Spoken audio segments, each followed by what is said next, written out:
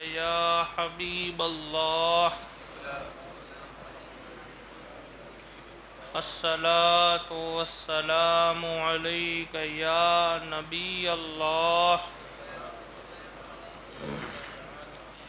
صلی اللہ تعالی علیہ وسلم۔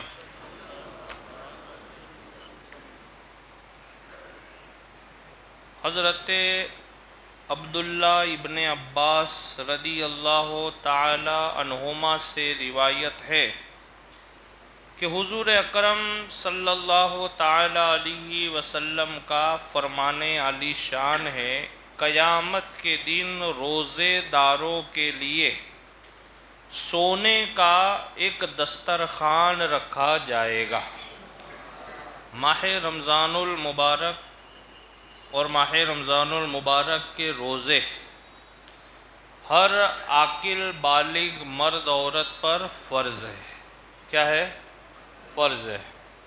ہاں، اگر کوئی بیمار ہے اور ایسی بیماری میں وہ مبتلا ہے کہ وہ صحیح معنوں میں روزہ نہیں رکھ سکتے، ان کے لیے اجازت ہے کہ وہ روزہ نہ رکھیں، لیکن جو بالکل صحیح سالم ہے، تندرست ہے، ان کے لیے روزہ فرض عین ہے۔ یہاں تک میرے آقا نے ایک جگہ ارشاد فرمایا ہے کہ اگر ماہ رمضان المبارک کا روزہ کوئی بغیر عذر کے اگر چھوڑ دیتا ہے اور اس کے بدلے میں اگر وہ پورا سال روزہ رکھے گا، رمضان کے بعد پورا سال اگر وہ روزہ رکھتا ہے تو بھی وہ پورا سال روزہ رکھنے کا جو اجر ہے وہ یہ ایک دن کے روزے کے برابر نہیں ہو سکتا ہے۔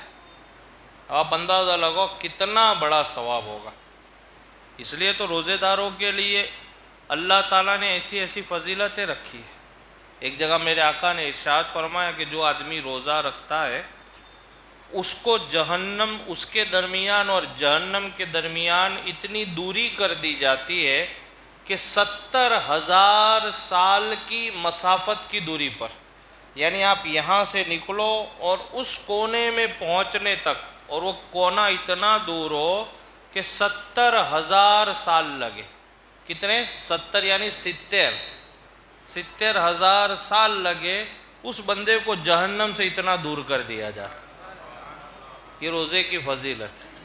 اس لیے تو ایک جگہ اور فرمایا گیا کہ روزے دار اگر سوتا بھی ہے تو بھی عبادت ہے، لیکن نماز کے ٹائم سمجھ میں آ رہی بات میری؟ نماز کے ٹائم اگر آپ سو گے تو پھر وہ عبادت نہیں، وہ ٹائم پاس کر رہا نہیں۔ بہت سارے لوگ روزہ رکھیں گے، پوری رات جگیں گے، پھر صبح میں سحری کریں گے، ماشاءاللہ، اور سحری کرنی بھی چاہیے، سحری سنت ہے اور سحری میں برکت بھی۔ ایک جگہ میرے آقا نے ارشاد فرمایا کہ ہمارے اور یہودیوں کے درمیان جو فرق ہے وہ سحری کا ہے۔ بغیر سحری کے آپ روزہ رکھو گے، روزہ تو ہو جائے گا، لیکن جو میرے آقا کی سنت ہے، سرکار نے فرمایا کچھ بھی نہیں تو ایک کھجور کھا لیا کرو۔ پھر ایک جگہ میرے آقا نے فرمایا کچھ بھی نہیں تو خالی ایک گھونٹ پانی پی، لیکن سحری کھاؤ۔ نہیں، بہت سارے بولتے ہیں میرے کو تو اٹھنے کے بعد ہوتا ہے، ہم کو بھی ایسا ہے، کوئی ہم کو ایسا نہیں کہ اچھا لگتا ہے، کوئی یعنی جس طریقے سے جو نلی نہاری کھاتے اس طریقے سے ٹیسٹی ہم کو، سب کو بھاری پڑتا ہے، لیکن ہم کو وہ نہیں سوچنا ہے نا کہ بھئی ہم کوئی عالی شان ہوٹل میں بیٹھے ہیں اور بہت جیسے عالی شان کوئی پکوان میں جا کر کے بیٹھ گئے، نہیں ہے۔ ہم کو سوچنا یہ ہے کہ یہ چیز ہے کیا۔ اس کو میرے آقا نے سنت فرمایا۔ کیا فرمایا؟ تو سنت کی نیت سے آپ کھائیں، عبادت کی نیت سے آپ کھائیں، تو آپ جتنے لقمے آپ کھاؤ گے وہ بھی آپ کی عبادت پہ شمار ہو جائیں گے، اور وہ آپ کے لیے آپ کے پیٹ میں جسمانی کام تو کریں گے لیکن روحانی کام بھی کریں گے۔ تو یہ اس نیت، اب آپ اس کو چاہو کہ ہم فاؤنٹن ہوٹل میں بیٹھے ہیں، اس طریقے سے کھانا ہے نا، 1700-1800 والا تھال ہمارے سامنے رکھا ہے، ہم کو وہ ٹیسٹ آئے، تو وہ کہاں سے ملے گا؟ آپ نیت یہ کرو کہ میرے آقا کی سنت ہے۔ کیا ہے؟ سرکار کی سنت۔ تو یہ سحری وغیرہ جو اتنی ساری فضیلتیں ہیں، ایک جگہ تو ایک روایت میں ایسا بھی آیا ہے کہ جب سحری کرنے کے لیے لوگ اٹھتے اور سحری کھاتے، اور سحری کھانے کے بعد جنہوں نے سنت کی نیت سے سحری کھائی، وہ کھانے کے بعد جب وہ اللہ کی بارگاہ میں اپنے ہاتھوں کو اٹھا کے دعا کرتے ہیں، شرط وہ جائز مانگے تو اللہ تعالیٰ ان کی ہر دعا کو قبول فرماتا ہے۔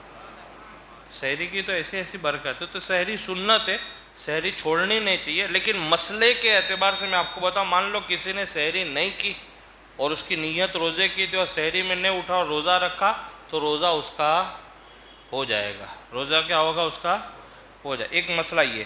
دوسرا ایک مسئلہ اور میرے ذہن میں یہ تھا کہ بہت سارے لوگ پوچھتے ہیں کہ دھواں وغیرہ جو ہوتا ہے، اب وہ چاہے آگ کا دھواں ہو، سگریٹ کا دھواں ہو، یا غبار وغیرہ جو مٹی کا اڑتا ہے، یا کوئی اور طریقے سے اگر بتی وغیرہ کا دھواں اگر ناک میں یا منہ میں چلا جائے تو روزہ ٹوٹے گا یا نہیں؟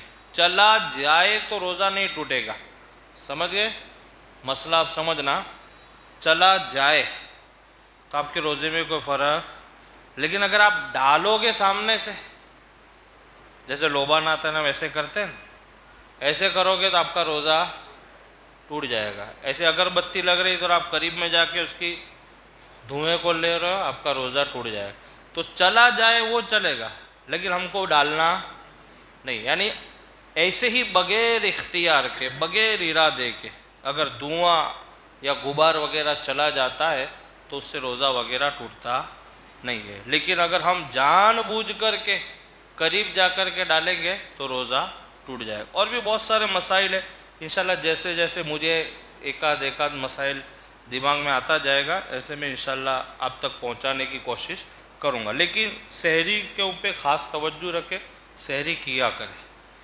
کیونکہ ہمارے لیے سرکار کے غلاموں کے لیے ایک بہت بڑا وہ تحفہ ہے۔ کیا ہے سرکار کے لیے؟ سرکار کے غلاموں کے لیے ایک بہت بڑا تحفہ۔ اس لیے ہاں بھلے بہت زیادہ نہیں، لیکن آپ سنت کی نیت سے کچھ نہیں تو کھجور کھا لیا کرے، تھوڑا سا پانی پی لیا کرے، یا پھر آپ کی طبیعت جو مانے، آپ کو جو اچھا لگتا ہے آپ کے گھر میں، اس نیت سے بھی آپ کچھ نہ کچھ، اچھا پیٹ بھر کے بھی آپ کھا سکتے ہیں، ایسا کچھ ہے نہیں کہ بھئی یعنی کہ تھوڑا ہی کھانا ہے۔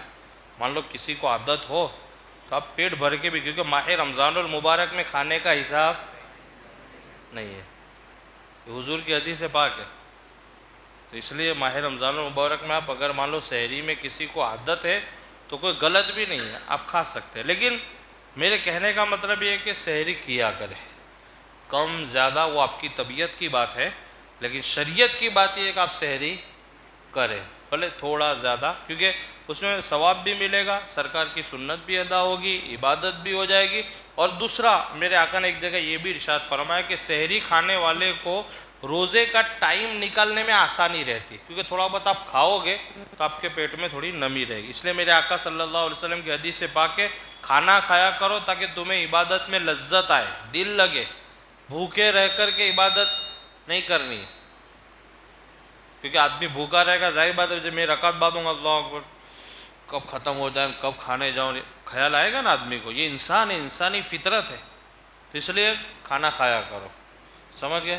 لیکن پھر ایسا بھی نہیں کھانے میں نمازیں چھوڑتے ہیں چالو رہنے کا، پھر پکڑ لینے کا مسئلہ کہ بھئی مفتی صاحب نے بولا کھانا کھایا کرو، ایسا کھانا اس لیے کھاؤ کہ آپ عبادت اچھے سے، سمجھ میں آ رہی بات میری؟ کھانا ہم کو اس لیے کھانا ہے کہ ہم اچھے سے عبادت کر سکیں، اچھے سے اللہ کی بارگاہ میں یکجہتی پوری توجہ کے ساتھ ہم اللہ کی بارگاہ میں متوجہ ہو سکے۔ تو بہرحال روزہ ایک بڑا عظیم الشان اللہ نے ہم کو ہمارے اوپر ایک فرض قرار دیا ہے، اور جس کی فضیلت کے لیے آقا فرماتے ہیں کہ روزے داروں کے لیے قیامت کے دن سونے کا دسترخوان بچھایا جائے گا، سونے کا دسترخوان۔ اب آپ دیکھو، اور اللہ کی طرف سے جو دسترخوان لگے گا وہ کیسا ہوگا، ذرا آپ غور و فکر کریں۔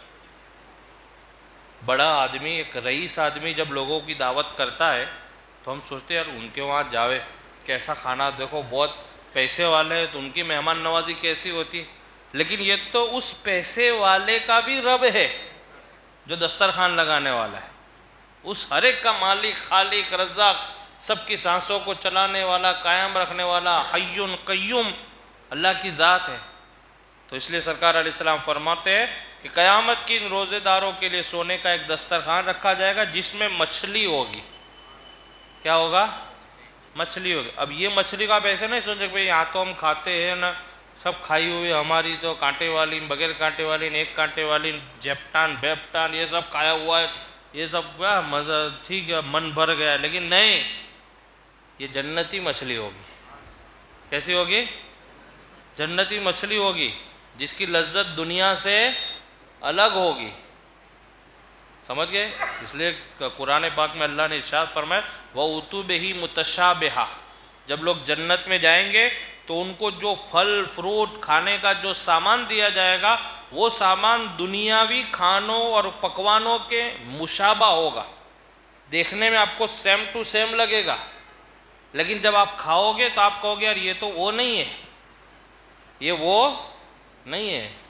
تو وہ دکھنے میں ایک جیسا لگے گا, آپ کے سامنے لگے ہاں یہ مچھلی ہے.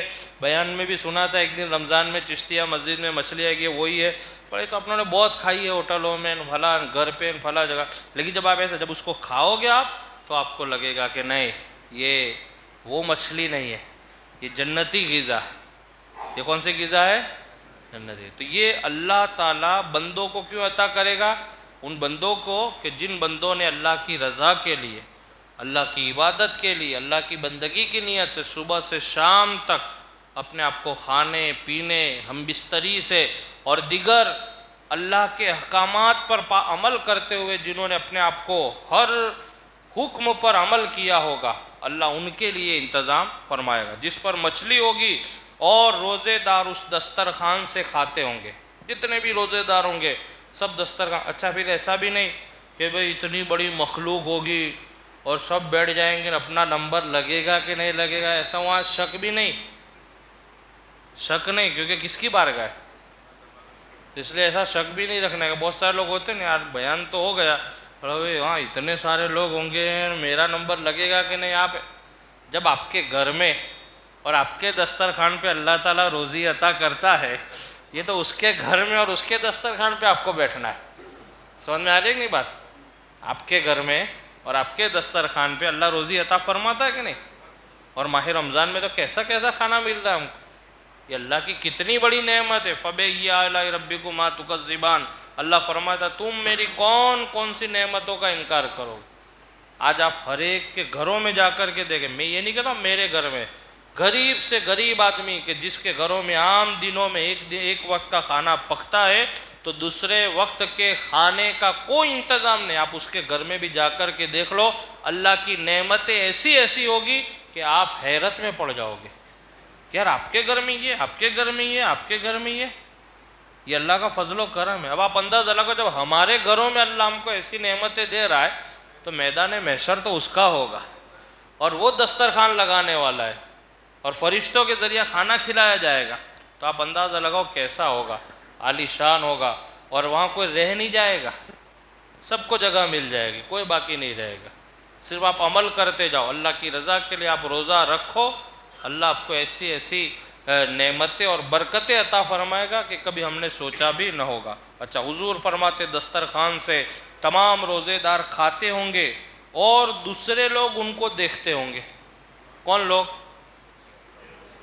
ہاں, بے روزگار. اللہ سے دعا ہے کہ اللہ پاک مجھے اور آپ تمامی حضرات کو ماہ رمضان المبارک کے روزے رکھنے کی توفیق عطا فرمائے.